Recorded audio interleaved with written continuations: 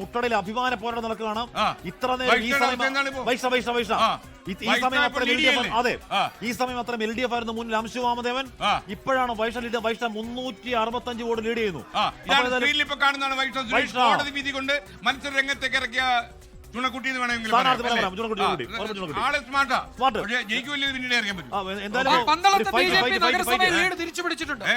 നഗരസഭയിൽ BJP lead തിരിച്ചു പിടിച്ചിട്ടുണ്ട്. ഇപ്പോ ആഷ്മിയുടെ മൂത്തൂക്ക് എന്ന് പറഞ്ഞേര്. നമ്മുടെ നാടോ ആഷ്മി അവിടെ ലീഡ് BJP NDA തിരിച്ചു പിടിച്ചു.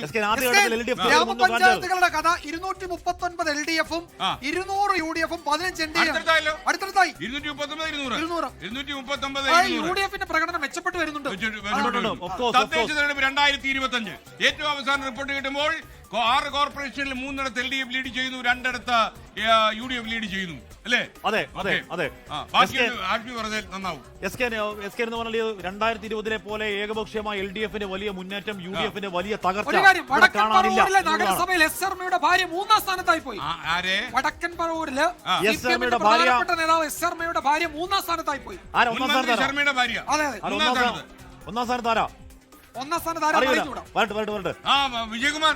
നമ്മുടെ RP ശിവജിയുടെ കാര്യം എന്താ? ഭാര്യയുടെ ചിറ്റപ്പൻ അറിയില്ല. ജയിച്ചോ?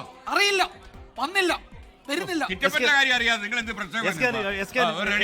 കട്ടപ്പന മുനിസിപ്പാലിറ്റിയിൽ UDF 10 സീറ്റ് LDF ജയിച്ചു. UDF 10 LDF ജയിച്ചു. കട്ടപ്പന ഹൃത്തിക് രാഹുൽ വിജയൻ കട്ടപ്പനയിൽ 10-5 ജയിച്ചു. 10 UDF 5 LDF ജയിച്ചു. UDF ഭരിക്കും ആയിട്ടില്ല.